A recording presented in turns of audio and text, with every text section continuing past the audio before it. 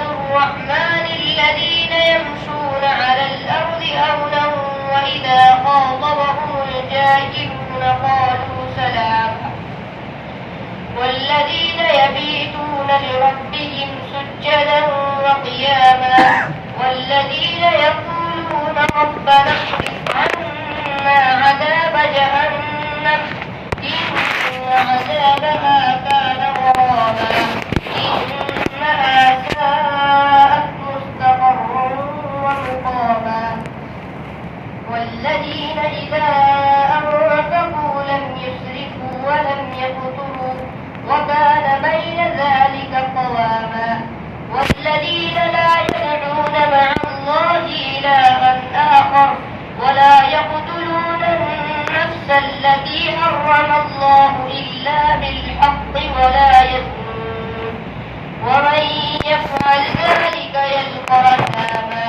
يضاعف له العذاب يوم القيامة ويخلد فيه مهانا إلا من تاب وآمن وعمل عملا صالحا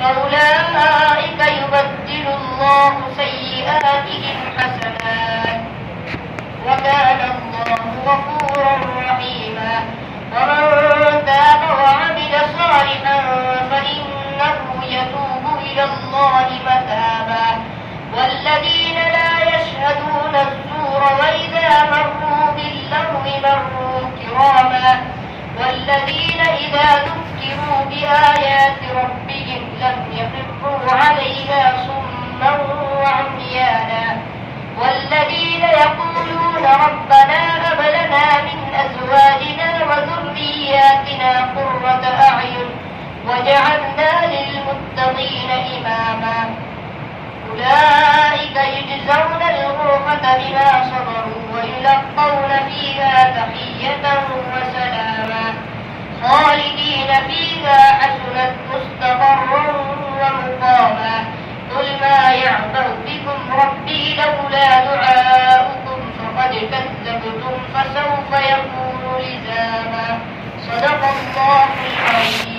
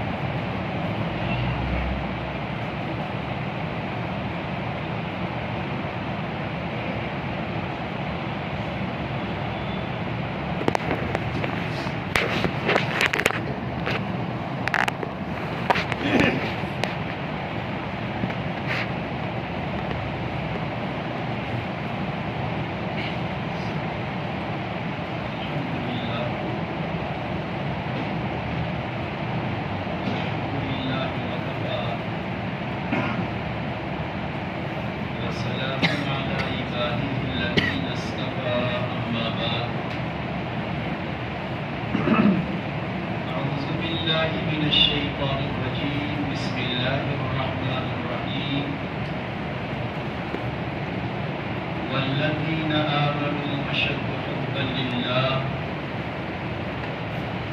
وقال في موضع آخر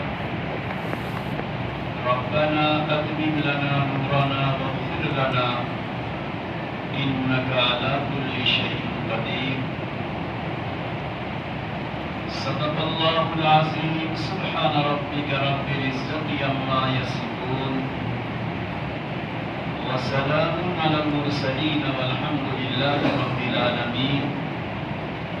اللهم صل على سيدنا محمد وعلى آل سيدنا محمد وبارك وسلم. اللهم صل على سيدنا محمد وعلى آل سيدنا محمد وبارك وسلم. اللهم صل على سيدنا محمد وعلى آل سيدنا محمد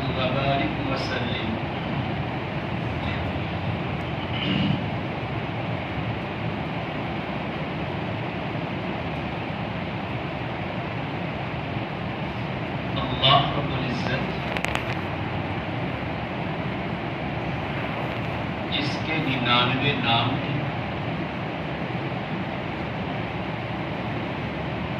جن کے صفاتی نام بہت زیادہ ہیں. ان تمام صفاتی نام میں اللہ کی وہ صفت نہایت اہم ہے. اللہ کی ایک شان، اللہ کی ایک صفت، صفت جمال ہے، اور اللہ کی ایک صفت، صفت جلال ہے. اللہ کی ایک شان، شان رحیمی اور کریمی ہے، اور اللہ کی ایک شان، شان بے نیازی ہے.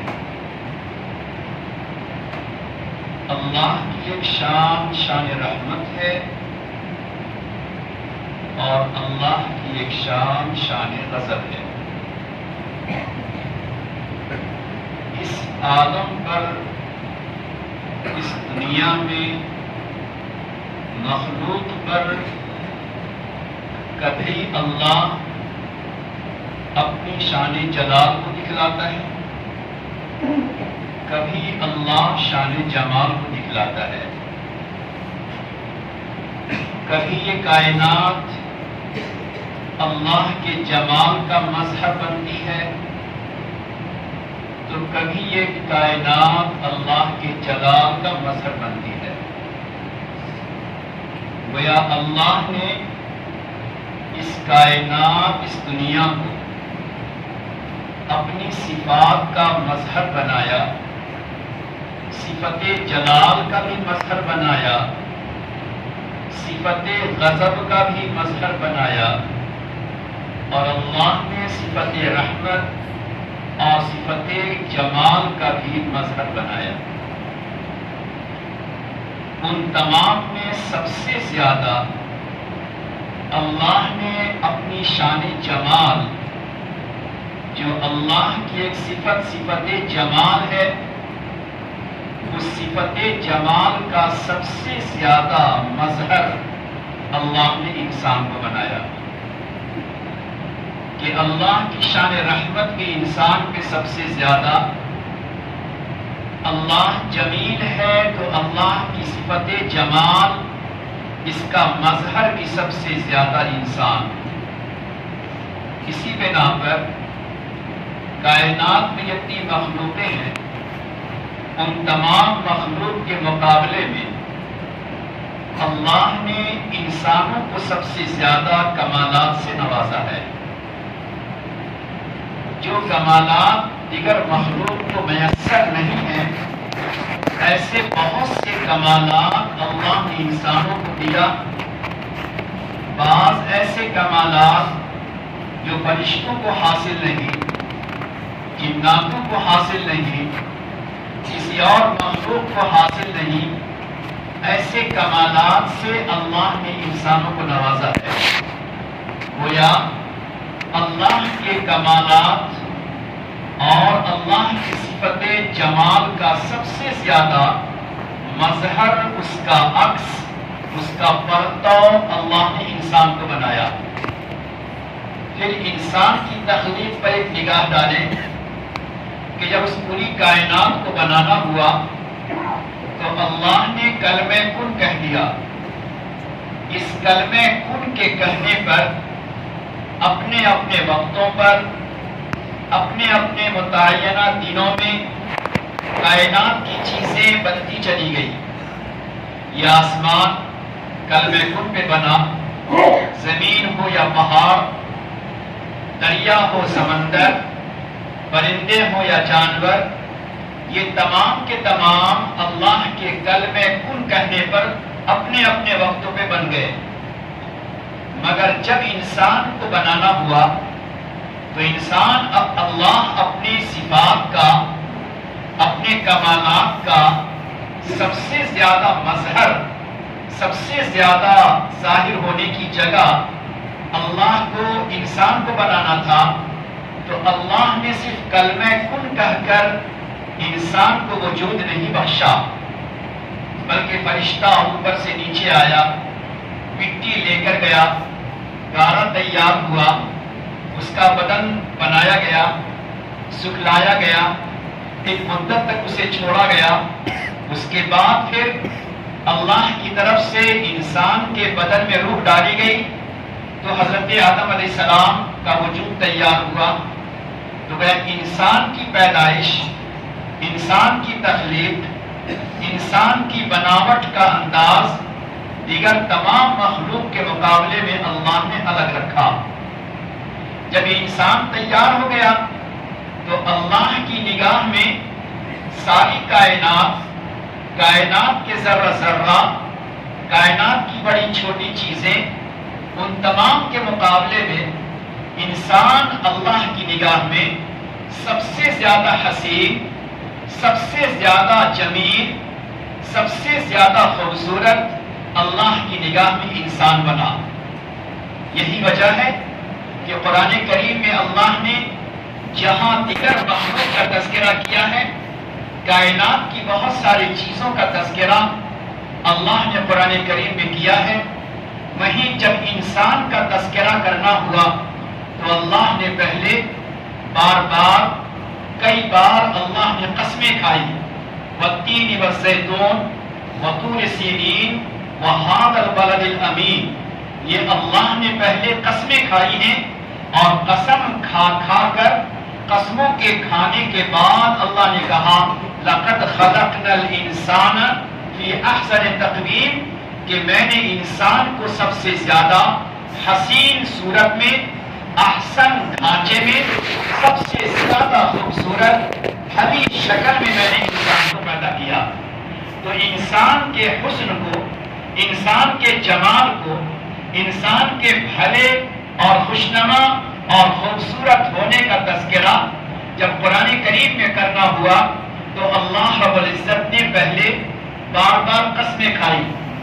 اس سے اندازہ لگائیں کہ اللہ کی نگاہ میں یہ انسان اللہ کے جمال کا اور اللہ کے کمال کا سب سے زیادہ مظہر اور پرتو اس کا عکس بنا، تو اللہ رب العزت نے ایک خاص انداز میں انسان کا تذکرہ کیا۔ اب جانتے ہیں ہمارا کہ جو چیز حسین و خوشنما ہو اس کی حفاظت کا بھی انتظام کیا جاتا ہے، اس کی خوشنمائی کے راستے بتائے جاتے ہیں۔ تو اللہ رب العزت نے جو ہمیں اور آپ کو جسم عطا فرمایا، پروردگار نے ہمارے اور آپ کے جسم کو اللہ نے 3 حصوں میں تقسیم کر دیا ہے۔ ہمارے اس جسم کا سب سے اہم حصہ ہمارا قلب اور ہمارا دل ہے۔ دوسرا سب سے اہم حصہ ہماری زبان ہے۔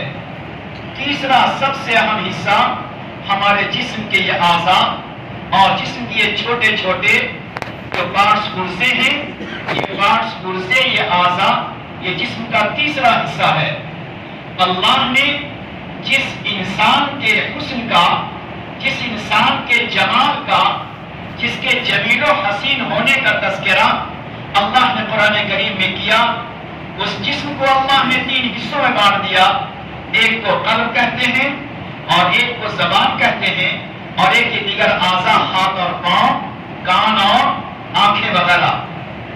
پھر اس کے بعد پروردگار نے ان 3 چیزوں کے لیے کچھ حسن و جمال، زینت کی چیزیں اللہ نے بنائی ہے۔ چونکہ انسان کا یہ جسم، یہ ڈھانچہ اللہ کی نگاہ میں جمیل ہے، تو اللہ نے جمیل، انسان کا دل جمیل رہے، انسان کی زبان جمیل رہے، انسان کے یہ اعضاء جمیل رہے، انسان کا دل حسین رہے، انسان کی زبان حسین رہے، انسان کے یہ اعضاء حسین رہے۔ اس کے لیے اللہ تعالیٰ نے حسن و جمال اور زینت کی چند چیزیں عطا فرمائی ہیں۔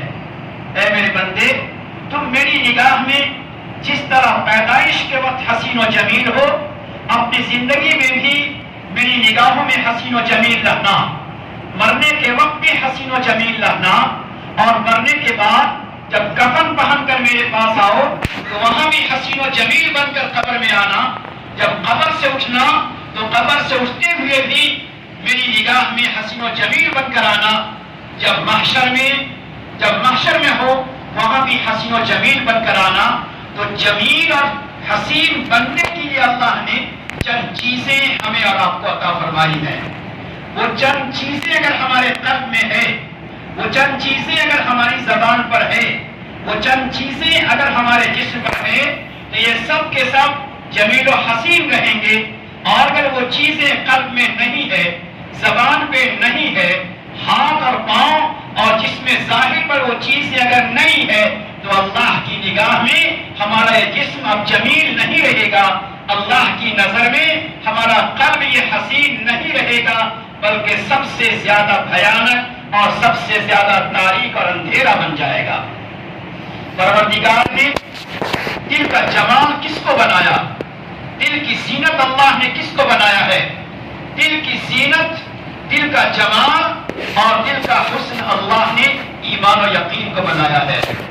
دل کا جمال اور دل کی زینت اللہ نے محبت و معرفت کو بنایا ہے۔ دل کا جمال اور دل کا حسن اللہ نے خوف و خشیت کو بنایا ہے۔ دل کا جمال اور دل کا حسن اللہ تعالیٰ نے صبر و توکل کو بنایا ہے۔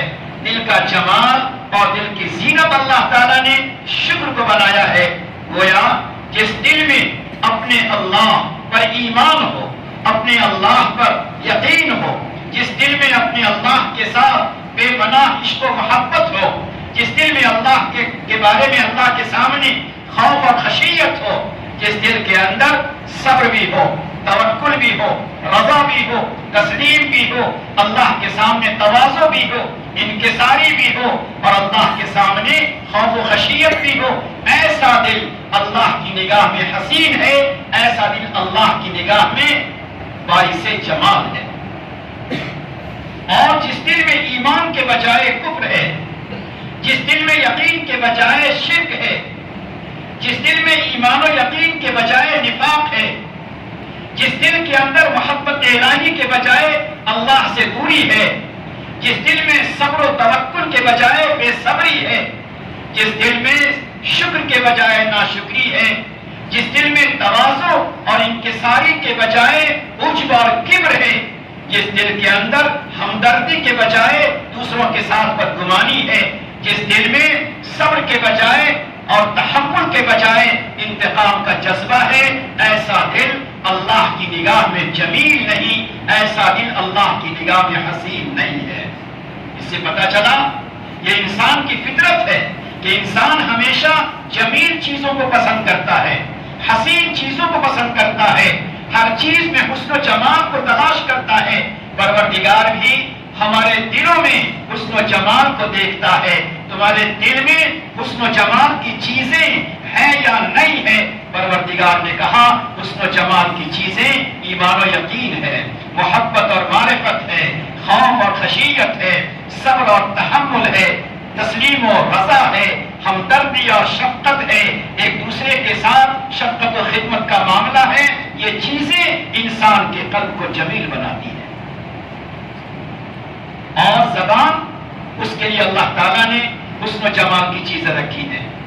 جس زبان پر تلاوت ہو، جس زبان سے دین کی دعوت ہو، تلاوت ہو، دین کی دعوت ہو، جس زبان سے خیرخواہی ہو، جس زبان پہ ذکر الہی ہو، جس زبان سے انسانوں کے لیے دلوں کو جیتنے والی باتیں ہوں، جس زبان سے انسان دلوں تک اپنی بات کو پہنچا دیتا ہو، ایسی زبان زینت اور حسن والی ہے۔ جس زبان پہ تلاوت بھی ہے، دین کی دعوت بھی ہے اور اللہ رب العزت کا ذکر بھی ہے، جس پہ استغفار بھی ہے، جس پہ توبے کے کلمات بھی ہیں اور جس پہ درود پاک صلاۃ و سلام بھی ہے، ایسی زبان اللہ کی نگاہ میں جمیل ہے۔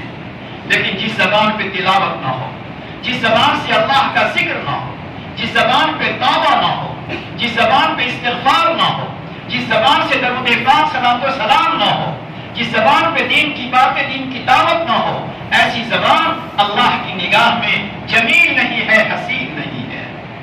بلکہ جس زبان پر ہمدردی کے بجائے، اچھی باتوں کے بجائے، جس زبان سے دل آزاری کی باتیں ہو، غیبت ہو، چغلی ہو، کسی کی توہین ہو، کسی کی تحقیق ہو، کسی کی دل آزاری ہوتی ہو، ایسی زبان اللہ کو پسند نہیں ہے، چاہے بازاروں میں، چاہے دوستوں میں، اپنی زبان سے کتنی میٹھی زبان سمجھا جاتا ہو، مگر اس زبان سے کسی کی دل آزاری ہو جاتی ہے، جس زبان پہ ذکر تلاوت نہیں ہے، ایسی زبان اللہ کی نگاہ میں محبوب و پسندیدہ نہیں ہے۔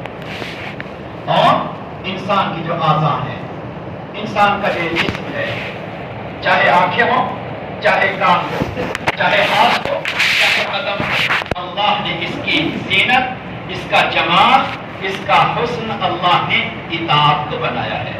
اے میرے بندے، ظاہر کے اعتبار سے بھی، جس میں ظاہر سے بھی تم میرے مطیع اور فرما بردار بن جاؤ۔ فرما برداری، اطاعت، یہ تمہاری زینت ہے۔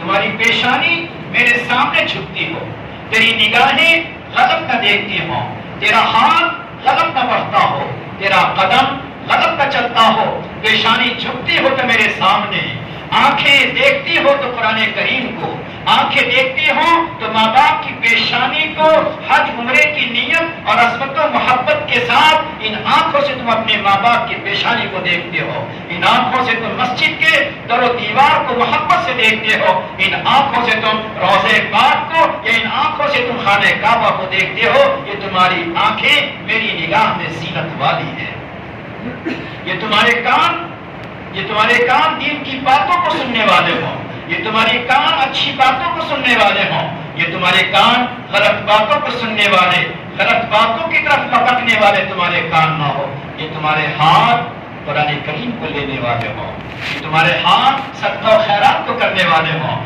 یہ تمہارے ہاتھ موبائل کی طرف غلط پڑھنے والا نہ ہو، غلط چیزوں کو اوپن کرنے والا نہ ہو، یہ تمہارا ہاتھ ایسا نہ ہو۔ خلاصہ یہ ہے کہ اللہ رب العزت نے اپنے جمال کا مظہر، اپنے جمال کا پرتو، اپنے حسن، اپنے زینت کا پرتو اللہ نے انسان کو بنایا ہے، اور بنانے کے ساتھ ساتھ پروردگار نے ایک کام اور کیا ہے۔ انسان کی فطرت ہے کہ انسان کو اس بات کا استحضار اور اس بات کا دھیان و خیال رہے، اس بات کا استحضار، اس بات کا خیال ہو کہ مجھے کوئی دیکھ رہا ہے، مجھے کوئی اپنی نظروں میں رکھے ہوا ہے، میں سی سی کیمرے کے سامنے ہوں۔ انسان کو اس بات کا خیال ہوتا ہے تو انسان چوکس ہوتا ہے، محتاط ہوتا ہے، کوئی غلط کام نہیں کرتا، چوری نہیں کرتا۔ آپ دیکھیں سی سی کیمرے کی وجہ سے کتنی غلطیوں سے انسان بچ جاتا ہے۔ انسان کی فطرت ہے جب اسے اس بات کا خیال، اس بات کا دھیان ہو کہ ہمیں کوئی دیکھ رہا ہے، میں کسی کی نظروں میں ہوں اور کسی ایسے کی نظر میں ہوں کہ اگر نظر میں آ گیا غلط کرتے ہوئے تو کوئی نہ کوئی ایکشن لے گا، کوئی نہ کوئی مجھے سزا دے گا، تو انسان اس استحضار و دھیان کی بنا پر بہت سی غلطیوں سے بچتا ہے۔ پروردگار نے انسان کے نیچر کا، انسان کی فطرت کا لحاظ کرتے ہوئے پروردگار نے ہمارے آپ کے ساتھ بھی کچھ نہ کچھ کیمرے لگا رکھے ہیں جو ہماری ہر چیز کو کیچ کرتے ہیں۔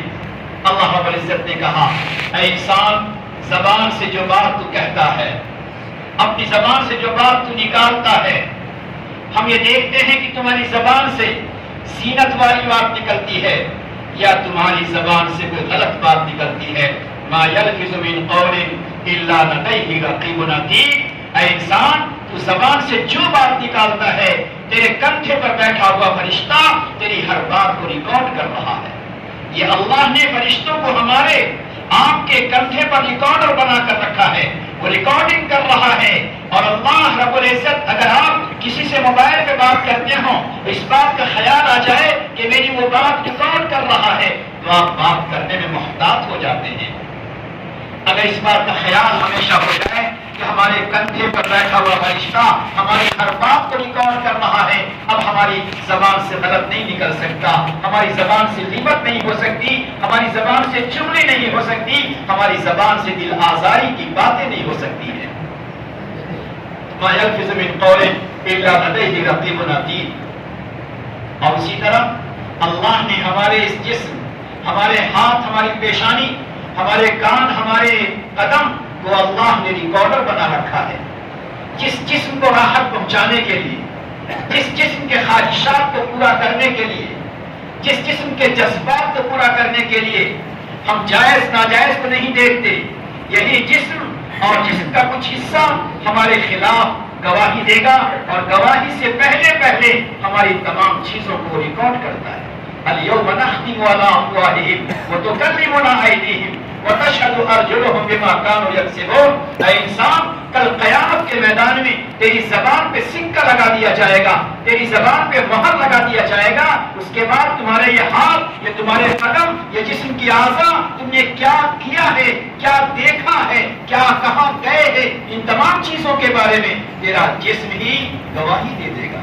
تو اللہ نے ہمارے جسم کو بھی ہماری تمام چیزوں کا ریکارڈر بنا دیا، اور اس کے بعد اللہ نے جب نگرانی لگا دی فرشتوں کی، اللہ نے نگراں بنا دیا جسم کے اعضاء کو، مگر جب دل پہ نگراں بنانا ہوا، جب دل پر نگراں بنانا ہوا، دل پہ کیمرہ لگانا ہوا، تو پروردگار نے یہ کام فرشتوں کے حوالے نہیں کیا، پروردگار نے یہ کام کسی اور کے حوالے نہیں کیا، بلکہ دل کی نگرانی کا کام پروردگار نے اپنے ذمہ لیا۔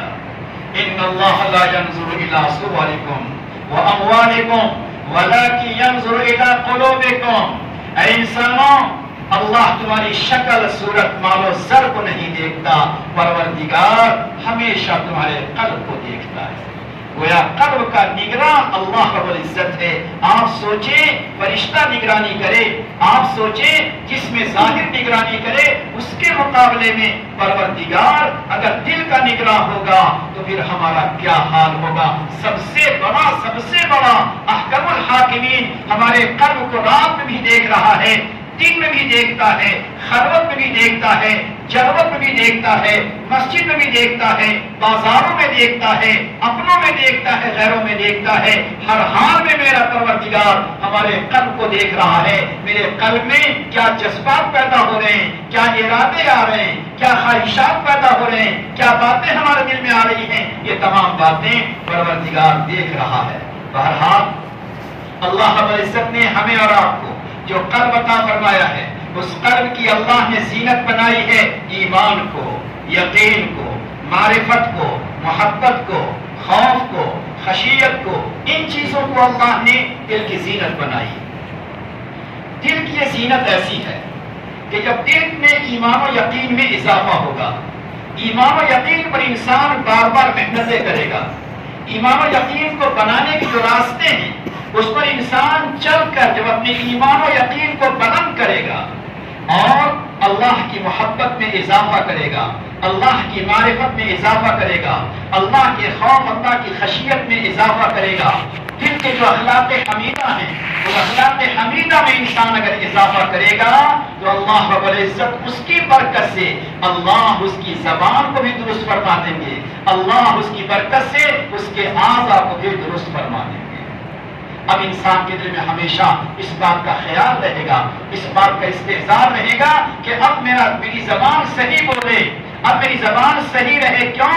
اس لیے کہ جب دل ان چیزوں سے لبریز ہونے لگا، دل میں ایمان و یقین کا پاور بڑھا، دل میں اللہ کی محبت و معرفت، خوف و خشیت، ربط و تعلق، وصل و عرض کا معاملہ اس کے دل میں بڑھتا گیا، اب اس کی زبان درست ہو گئی، اور اس کی زبان کی درستی کے ساتھ اس کے اعضاء بھی درست ہو جاتے ہیں۔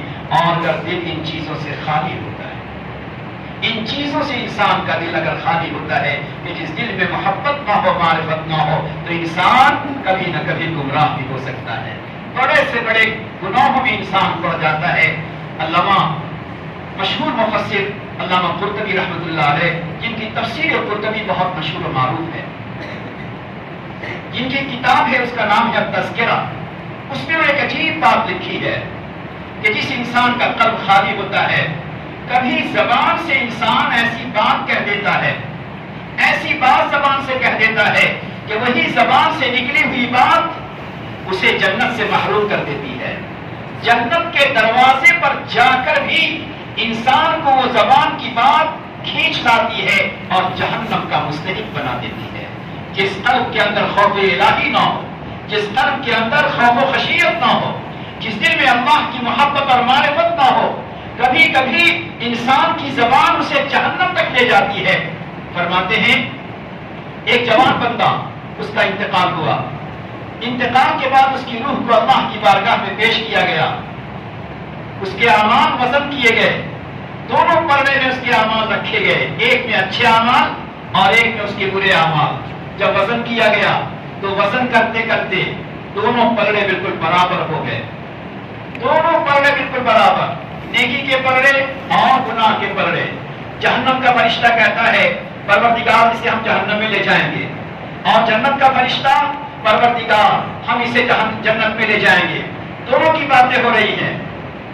اللہ رب العزت نے فرمایا سبقت رحمتی علی غضبی, فرشتہ میرے غضب, میری پکڑ, میرے جلال کے مقابلے میں میری رحمت زیادہ ہے, میرا جمال زیادہ ہے. اے فرشتے, جب میرا جمال زیادہ, جب میری رحمت زیادہ اور اس کے دونوں عمل بالکل برابر برابر ہیں, اے رحمت کے فرشتے اسے جنت میں لے جاؤ. جنت کے فرشتے آئے, مبارکباد پیش کی, خوشیوں کے ساتھ, خوشیوں کے جھرمٹ میں وہ جوان بندہ جنت کی طرف چلا. جنت کے دروازے پر پہنچا, جنت کے باغ و بہار کو دیکھتا ہے, وہاں کی نہروں کو دیکھتا ہے, وہاں کی نعمتوں کو دیکھتا ہے, خوشیوں میں مچلتا ہوا جنت کے قریب جاتا ہے. اچانک آواز آتی ہے اسے واپس لاؤ, اسے واپس لاؤ. میرے جوان ساتھیوں, یہ کوئی معمولی انسان کا لکھا ہوا واقعہ نہیں ہے, علامہ قرطبی نے لکھا ہے. وہ فرماتے ہیں کہ جب اچانک یہ آواز ہے اسے واپس لاؤ, واپس لاؤ, فرشتے مڑے تو جو فرشتے لے جا رہے تھے ان فرشتوں نے دیکھا کہ وہی ترازو کے دو پلڑے, نیکی کا پلڑا ہلکا ہو چکا اور گناہ کا پلڑا وزنی ہو چکا ہے. گناہ کا پلڑا وزنی دکھ رہا ہے. اب جب گناہ کا پلڑا وزنی تو فرشتے حیران, اب اسے لے کر آئے. اب اعلان ہوا کہ اس کے نیکی کا پلڑا ہلکا ہے اور گناہ کا پلڑا اس کا وزنی بن گیا, لہذا اسے جہنم میں لے جاؤ. اب جہنم کی بات آ گئی, اسے جہنم میں لے جاؤ. جو جنت کے دروازے تک جا چکا اسے جہنم میں لے جاؤ. جہنم کے فرشتے آئے, اور یاد رکھیے جہنم کا فرشتہ جب آئے گا تو جہنم کا فرشتہ جانتا ہے کہ جہنم میں جانا یہ اللہ کے غیظ و غضب کا اثر ہے, اللہ کی ناراضگی اور اللہ کے جلال کا اثر ہے. اس لیے فرشتے کانپتے ہوئے اور بہت بھیانک انداز میں مجرمین کو پکڑتے ہیں. خذوہ فغلوہ, یہ انداز ہے, ان کو جکڑ لو, ان کے پاؤں میں بیڑی لگا لو. اب جہنم کے فرشتے دوڑے, اور کوئی بیڑی لگاتا ہے, جو زنجیر لگاتا ہے, کوئی توق پہناتا ہے. اس طرح اسے جہنم کے فرشتوں نے پکڑا اور جہنم کی طرف لے چلے.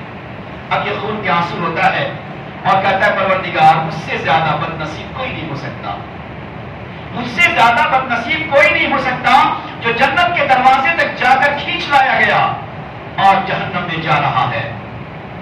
روتا ہے. فرشتہ کہتے ہم چھوڑ نہیں سکتے. اس نے کہا فرشتہ مجھے ایک موقع دے دو, میں اپنے اللہ سے بات کرنا چاہتا ہوں.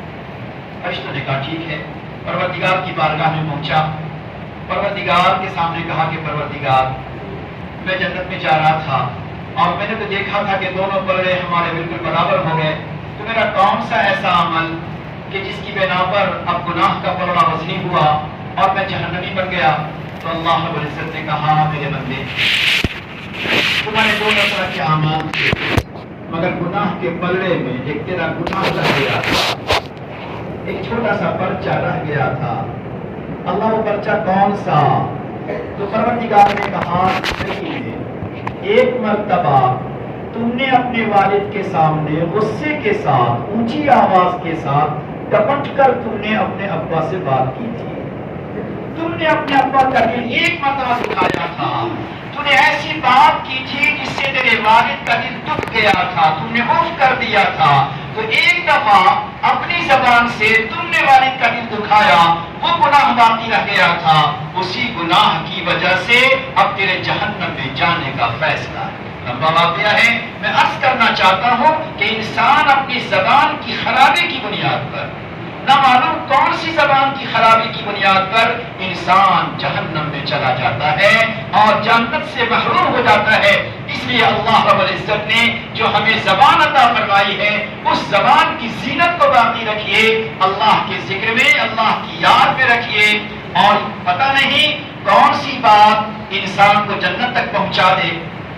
کون سی بات اس کی زبان سے نکلی ہوئی کون سی بات اسے جنت تک پہنچا دے. ایک شخص کے بارے میں کتاب میں لکھا کہ اس کی مغفرت ہو گئی. پوچھا گیا تمہارا کون سا عمل اللہ کے یہاں پسند آیا؟ تو اس نے کہا میری زبان کی ایک بات اللہ کو پسند آ گئی. کون سی بات؟ اس نے کہا جب بھی میں کسی میت کو دیکھتا تھا، جب بھی میں کسی میت کی خبریں سنتا تھا، جب کسی میت کا اعلان ہوتا تھا تو میں دل سے کہتا تھا، آسمان کی طرف آنکھ اٹھاتا تھا اور میں کہتا تھا سبحان الذی لا یموت ابدا، سبحان الذی لا یموت ابدا. میرا اللہ پاک ذات ہے، وہ ہمیشہ زندہ رہنے والا ہے اور سب کے سب مر جانے والے ہیں. میرے اللہ کو میری زبان کی یہ بات اتنی پسند آئی کہ پروردگار نے فرمایا تیری زبان کسی بات پر میں نے تیری مغفرت کر دی ہے. اے میرے جوانوں، اے میرے دوستوں، نوالوں، کس بازار سے گزرتے ہوئے ہماری زبان کا کوئی اچھا جملہ نجات کا ذریعہ بن جائے. رات کے سناٹے میں بدلتے ہوئے کروٹوں کے ساتھ کون سا ذکر ہماری نجات کا ذریعہ بن جائے. نوالوں، محبت عظمت کے ساتھ ماں باپ کی کون سی فرما برداری ہماری نجات کا ذریعہ بن جائے. نہیں معلوم کسی بڑے کا ادب و احترام، کون سا ادب و احترام ہماری نجات کا ذریعہ بن جائے. پروردگار جب شان جمالی پر آتا ہے، شان کریمی پر آتا ہے، شان رحیمی پر آتا ہے تو بندے کے چھوٹے چھوٹے عمل جس کو زینت اور جمال بنا کر اللہ مغفرت کا ذریعہ بنا دیتا ہے. اور نہیں معلوم کون سا گناہ ایسا ہوا کہ جس گناہ کی وجہ سے انسان خدا کی پکڑ میں آ جاتا ہے. شبلی رحمت اللہ علیہ فرماتے ہیں میرے شہر میں ایک جوان بندہ تھا، اس کا انتقال ہو گیا. میں اس کے جنازے میں شریک رہا. مجھے چند دنوں کے بعد خیال آیا کہ ذرا اسے دیکھنا چاہیے کہ اس کی کیفیت کیا ہے. میں نے ایک عمل کیا اور پھر میں سو گیا. میں نے جوان کو دیکھا، میرے جوان تیرا کیا معاملہ؟ تو اس نے کہا میرا عجیب معاملہ ہوا.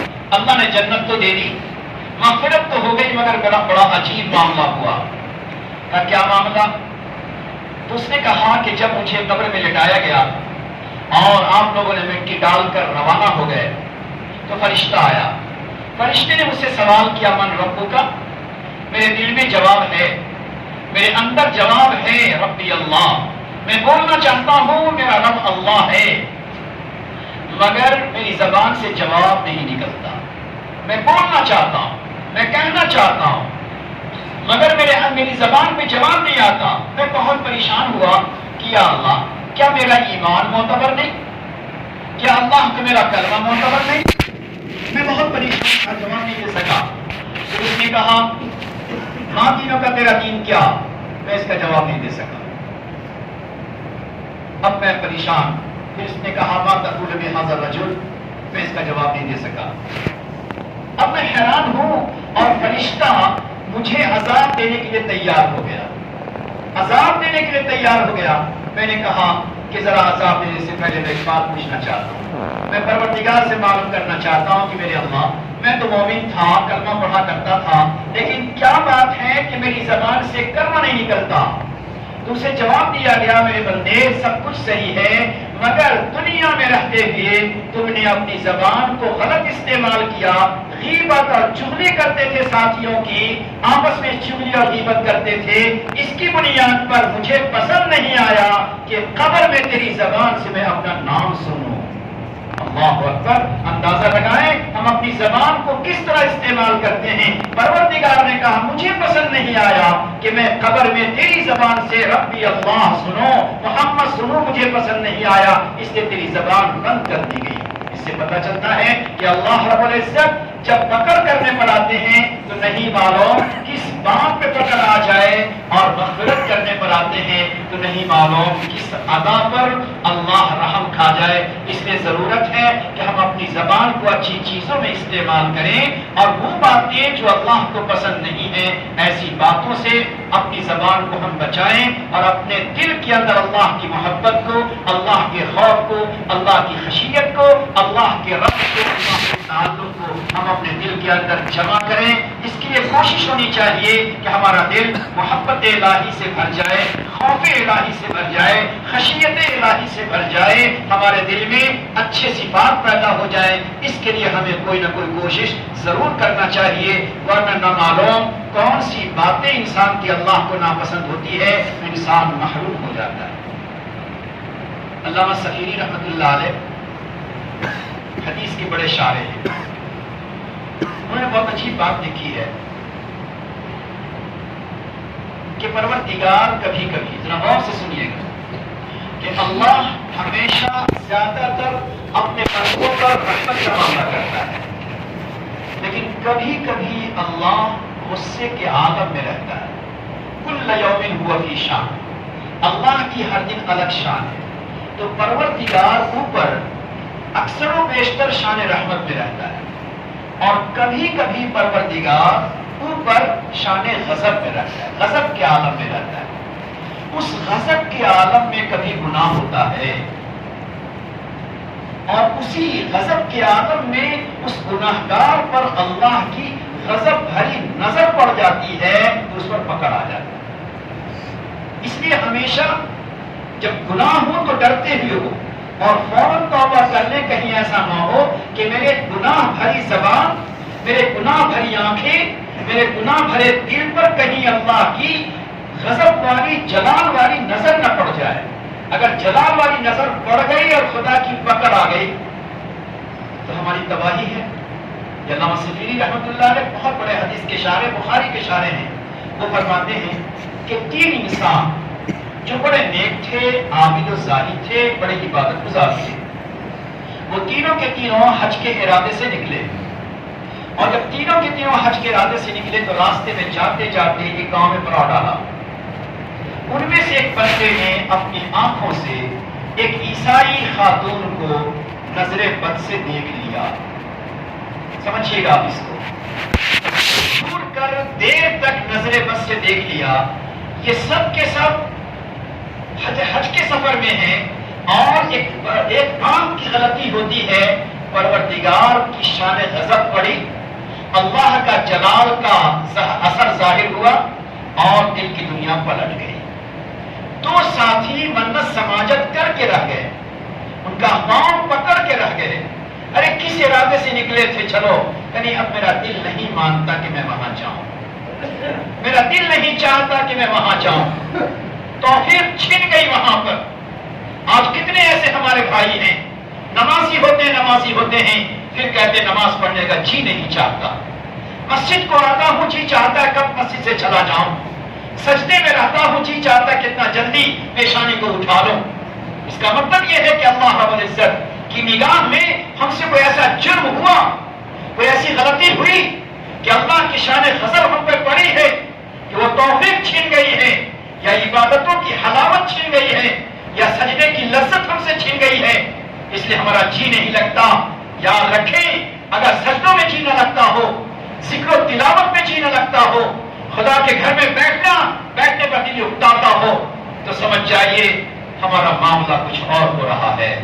ایسے معاملے میں اللہ کے سامنے رونا، اللہ کے سامنے تڑپنا، پروردگار کے سامنے توبہ طائب ہونا کہ اے پاک پروردگار، ہم سے توفیق کو نہ چھینیے، ہم سے عبادت کی لذت کو نہ چھینیے، اللہ ہم سے ذکر و مراقبہ، اس کے مداوت کو نہ چھینیے۔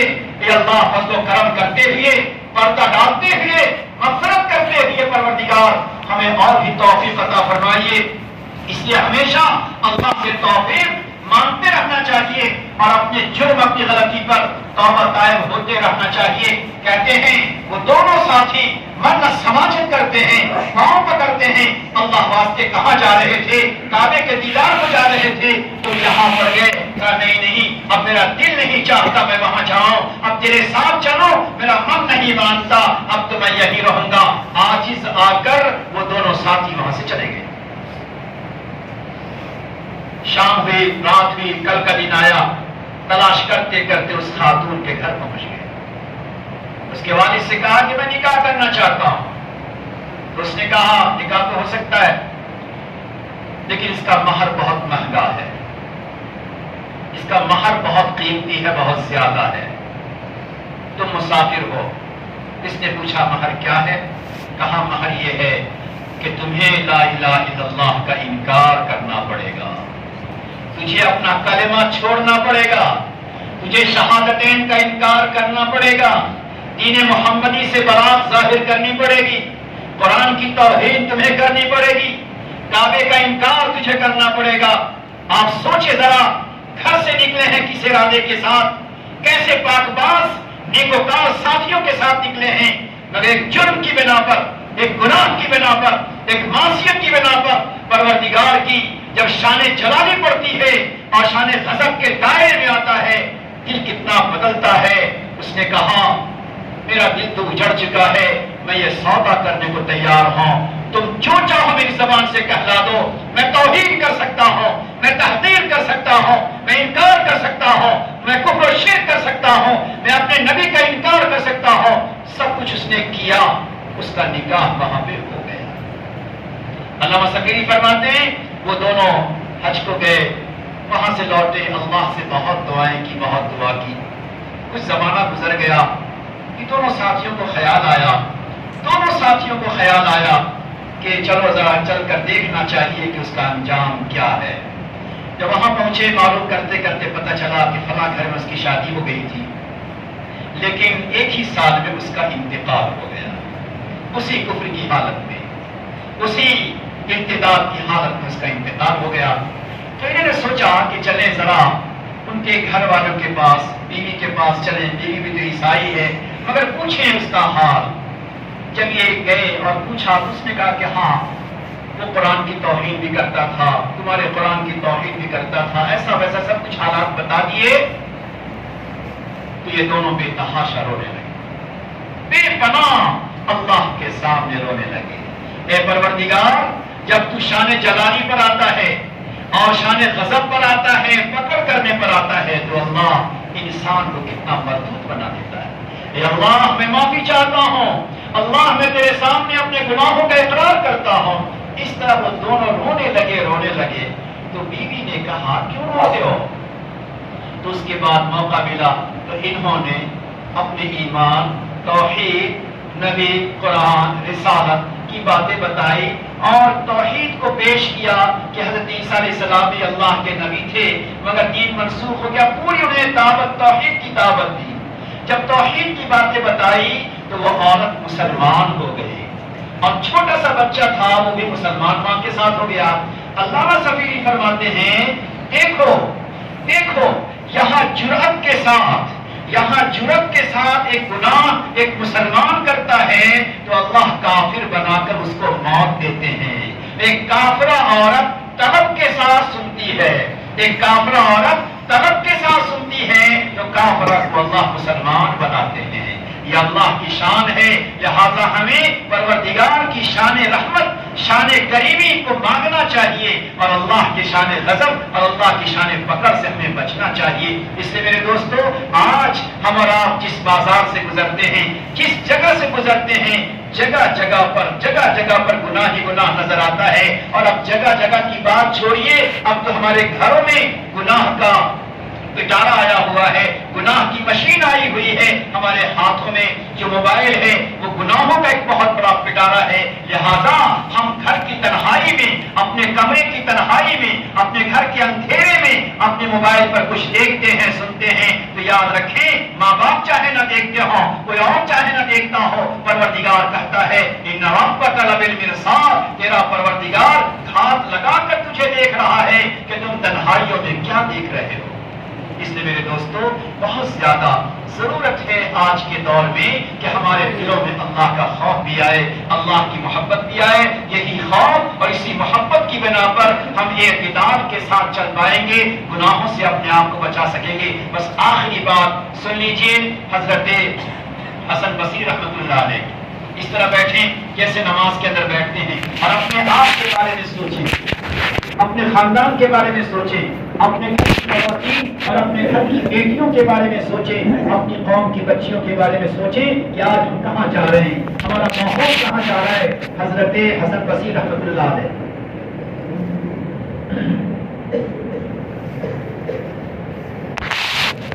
سفر میں جا رہے تھے، اچانک بے پناہ رونے لگے۔ ساتھیوں نے پوچھا آپ کس بات سے روتے ہیں؟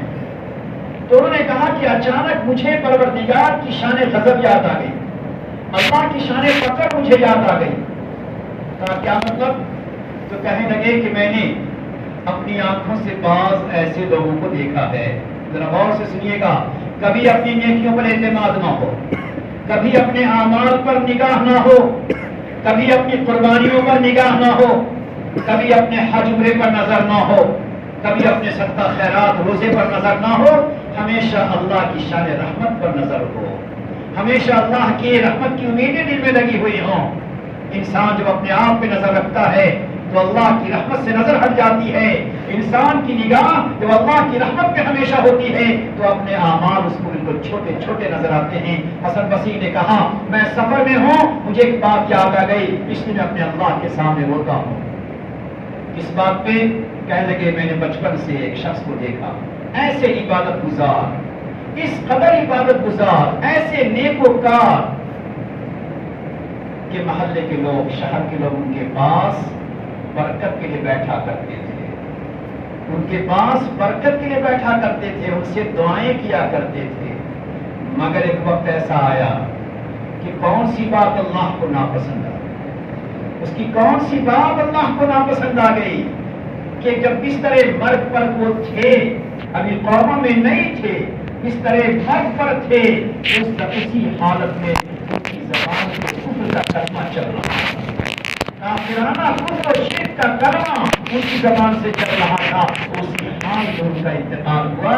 قوم سے پہلے لوگوں نے بار بار کلمہ پڑھانا چاہا تو انہوں نے کہا مجھے کلمہ پڑھنا پسند نہیں ہو رہا ہے۔ میرے دوستوں، آج کے گناہ دنیا میں ضرورت اس بات کی ہے کہ اپنے دلوں میں ذرا خوف کو پیدا کریں، اپنے دلوں میں اللہ کی محبت کو لائیں۔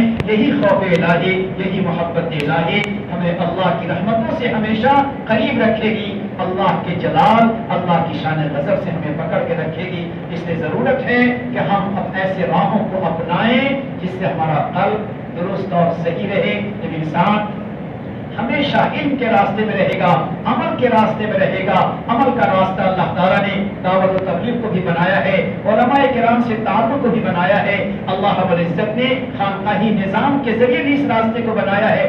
جس راستے سے ہم جڑے ہوں، اخلاص کے ساتھ، للہیت کے ساتھ، اپنے آپ کو محتاج سمجھتے ہوئے، اپنے آپ کی ضرورت سمجھتے ہوئے اس کام میں لگے رہیں۔ کبھی اپنے ذکر پر، کبھی اپنے مجاہدے پر، کبھی اپنی قربانیوں پر ذرہ برابر نظر نہ ہو۔ یہ سب فضل الہی سمجھے اور اللہ کی بارگاہ میں قبولیت کی ہمیشہ دعا کرتے رہیں۔ اللہ تعالیٰ ہمیں اور آپ کو دل کی یہ دولت عطا فرمائے، ہمیشہ پروردگار خوف اور خشیت کی دولت سے ہمیں آپ کو نوازے۔ تھوڑی دیر کے لیے ہمارا اپنے اللہ کے سامنے توبہ طائب ہوں گے۔ تمام ساتھی اپنے آنکھوں کو بند کر لیں، سب کو جھکا لیں اور اپنی زندگی پہ ایک نگاہ ڈالیں کہ ہم نے اپنی مختصر سی چھوٹی سی زندگی میں نہ معلوم کون کون سی ایسی چیزیں کی ہوں گی کہ پیارے اللہ کو وہ پسند نہیں، پیارے اللہ کو وہ پسند نہیں، بلکہ غیظ و غضب اور جلال کا ذریعہ۔ پھر بھی اللہ نے ہمارے ساتھ رحمت کا معاملہ، کرم کا معاملہ، عفو درگزر کا معاملہ، شان ستاری کا معاملہ، شان کرم کا معاملہ کیا۔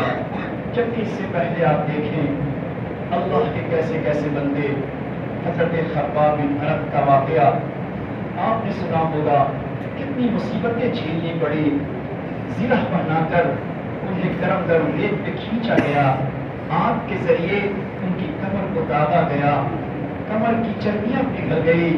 اللہ اللہ، ایسی تکلیفوں کے ساتھ وہ پیارے اللہ کے سامنے اللہ اللہ کرتے رہے، ڈرتے رہے۔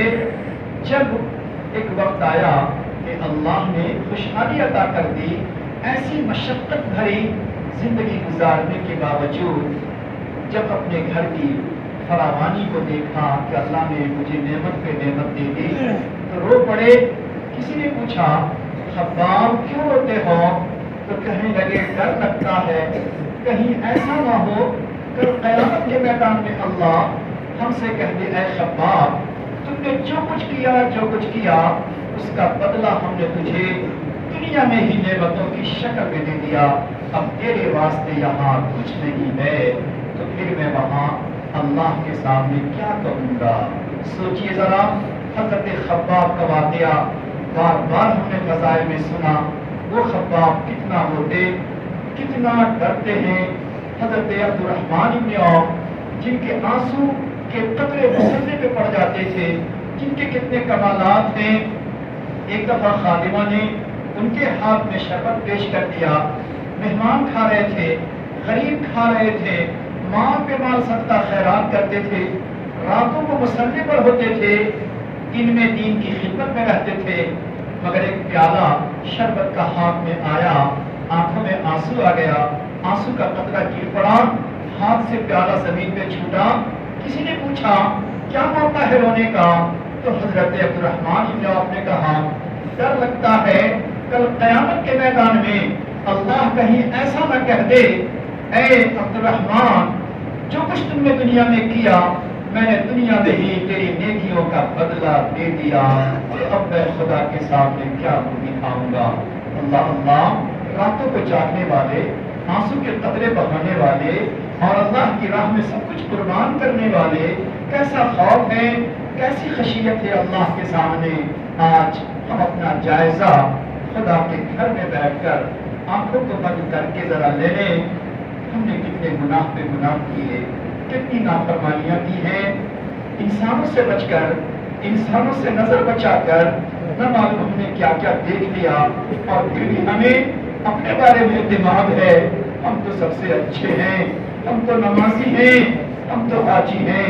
اللہ اللہ، کل قیامت کے میدان میں پروردگار نے حضرت ابو ہریرہ کو بلا لیا، حضرت بلال کو بلا لیا، اور ہم سے آپ سے پروردگار نے اگر سوال کر دیا اے بلال تمہیں گھسیٹا گیا، تجھے تڑپایا گیا، تجھے پاؤں میں رسی باندھ کے گھسیٹا گیا، تیرے بدن پہ گرم پتھر ڈالے گئے، اس وقت بھی تو اللہ اللہ کہتا تھا، اس وقت بھی تو احد احد کہتا تھا، آؤ فلاں بندے فلاں جوان آؤ، تم کو ہم نے کبھی بھوکا نہیں رکھا، پیاسا نہیں رکھا، کبھی ایک گھونٹ کے لیے میں نے تجھے نہیں کر پایا، مگر پھر بھی تم اللہ اللہ کب کہتے تھے، اور کہتے تھے تو کھڑے دنوں سے کہتے تھے، میرا پتی کے ساتھ کہتے تھے.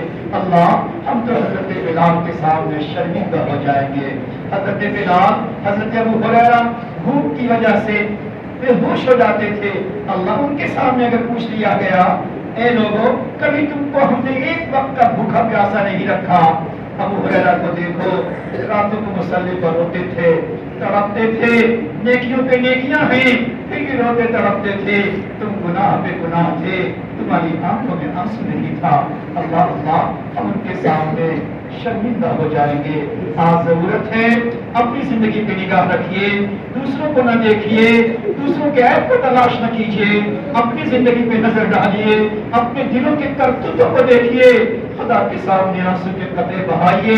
اگر آنسو کا قطرہ خدا کے سامنے نہیں بہتا، یقین کر لیجئے ہمارے چہرے میں آنکھ نہیں ہے، ہمارے چہرے میں پتھر کا ٹکڑا لگا ہے.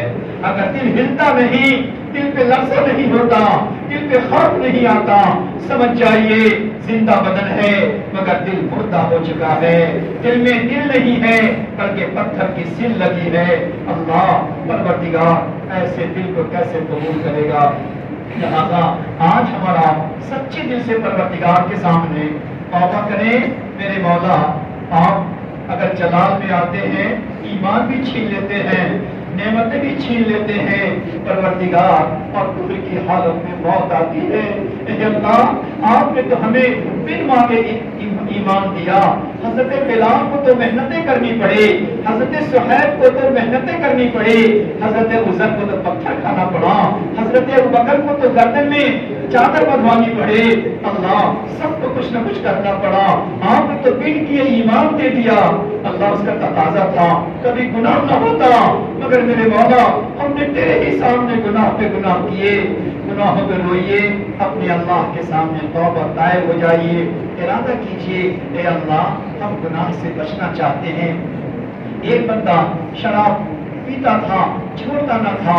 دوستوں نے کہا چلو حج کو چلو، اس نے کہا میں حج کو کیا جاؤں، میں شراب کو نہیں چھوڑ سکتا۔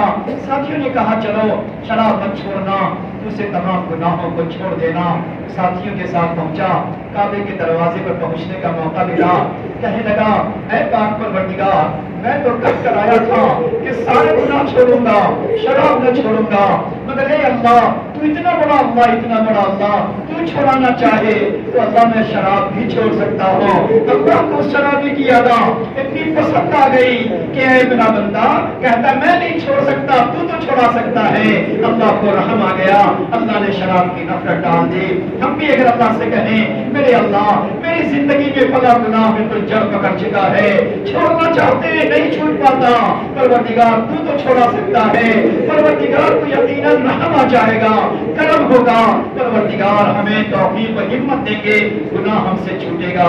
اس لیے آج طے کر لیجئے پروردگار نہیں معلوم ہماری زندگی کتنی ہے، کتنی باقی رہ گئی ہے، کتنے ایسے جوان ہٹھے کٹے تھے، مالدار غریب تھے، علماء غیر علماء تھے، کوئی کہہ نہیں سکتا یہ آنن فانن دنیا سے کفن پہن کر چلا جائے گا۔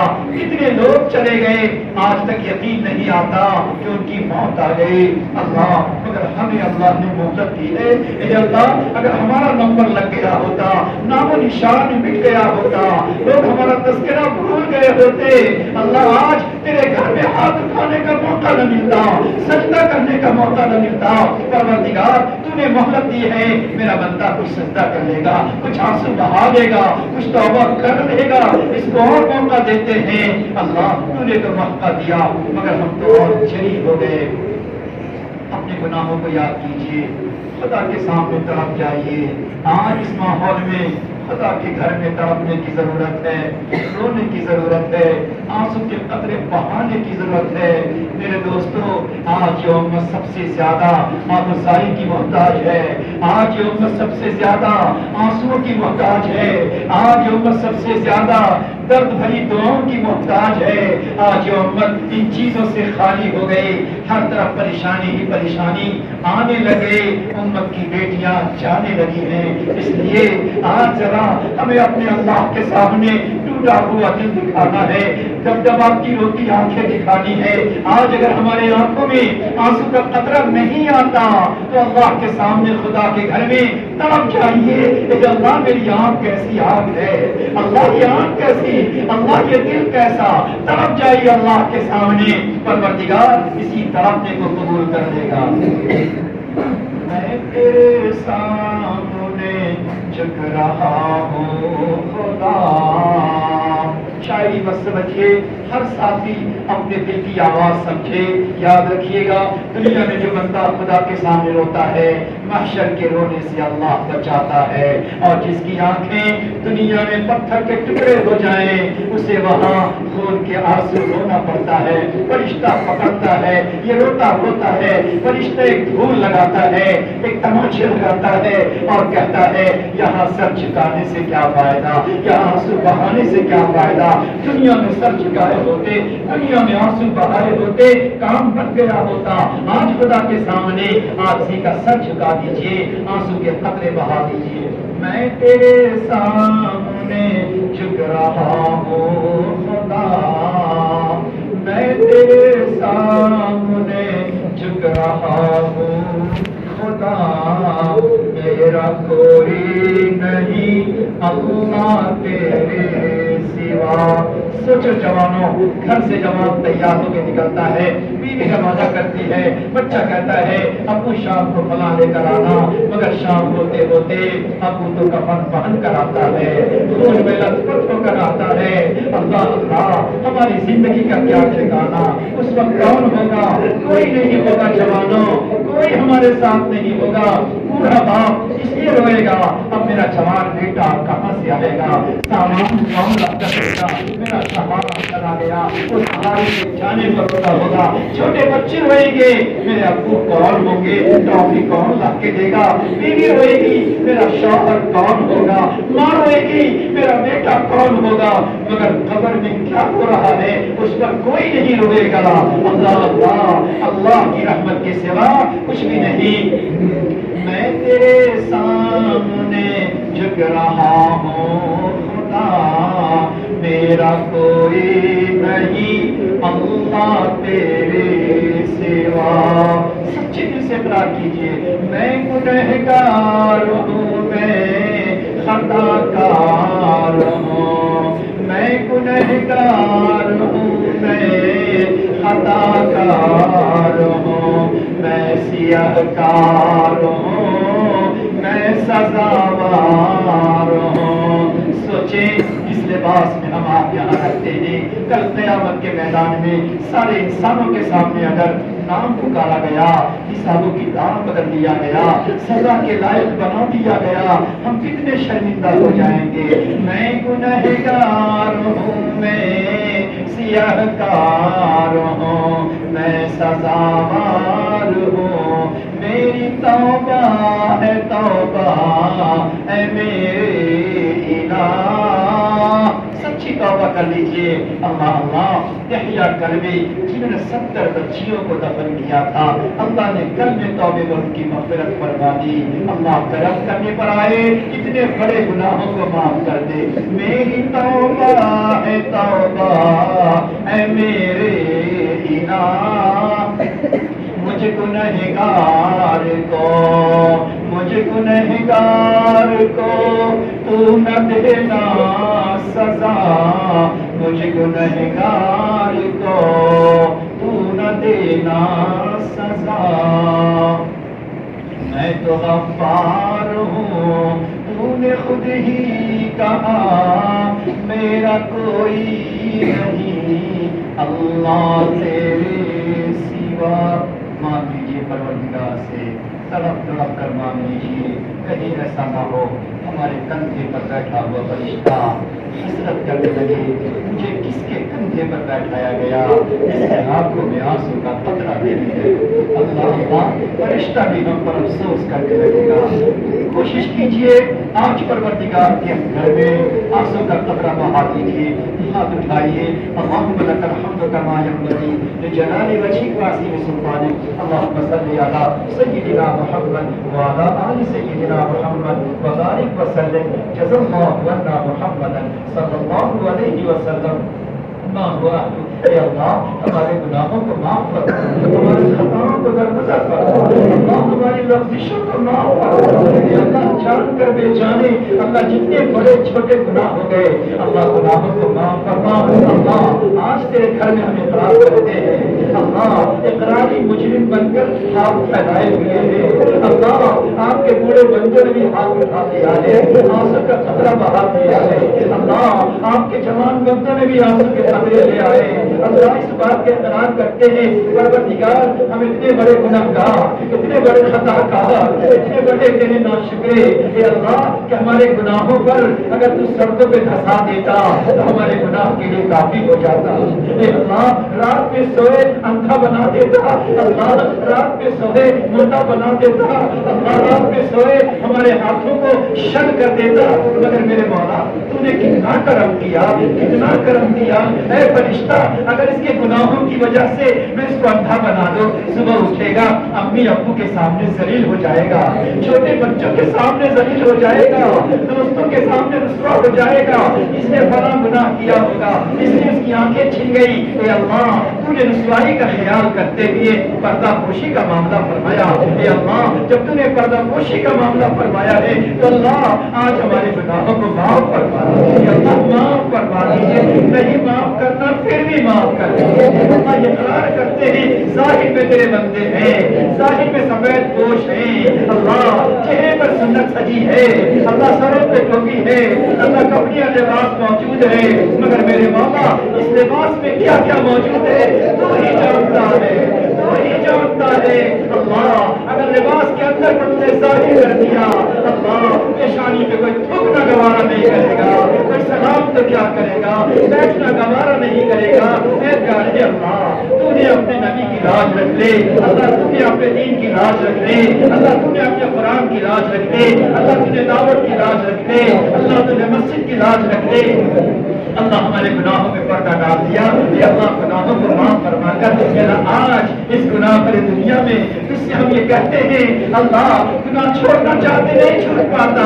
اے اللہ جیسے آپ نے شرابی سے شراب کو چھوڑا دیا, اللہ اپنے فضل و کرم سے گناہوں کو چھوڑا دیجیے. اللہ گناہوں کو چھوڑا دیجیے, میرے مولا گناہوں کو چھوڑا دیجیے. اللہ تیرے تو بہت آسان ہے, پروردگار تیرے بہت آسان ہے. اللہ کفر و شرک کو تو نے ہی چھڑایا تھا. اللہ حضرت دہیا نے, اے اللہ حضرت وحشی نے کتنا بڑا گناہ کیا, مگر کفر و شرک کو تو نے ہی چھڑا دیا, صحابی بنا دیا.